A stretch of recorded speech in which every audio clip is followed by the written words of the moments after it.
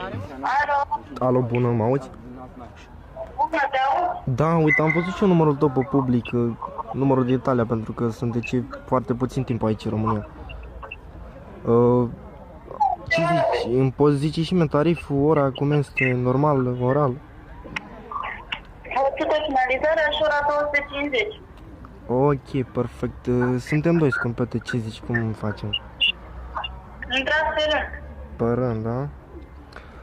Nu de altceva, dar faci și fantezii, că uite, aș fi dispus să dau și ceva peste.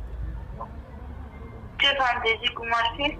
Cum ar fi, uite, eu aici în străinătate am lucrat la IML, aș vrea să te trag așa pe spate și pe țâță cu hormol. Ce să faci, mă? Să te trag pe țâță cu hormol și pe spate puțin, așa. Uite, da, să te trag, ascultă-mă.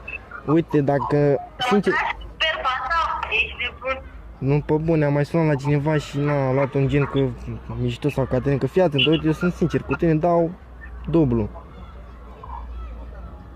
Ce zici, pe bune? Bine, inclus în asta ar mai avea și prietenul meu încă o fantezie.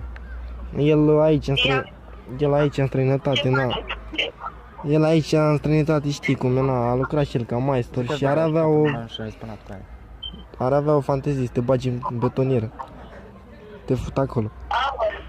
Să ne putem în betonieră. Da, dar bineînțeles, e mare betonieră. E adusă de aici, din Italia.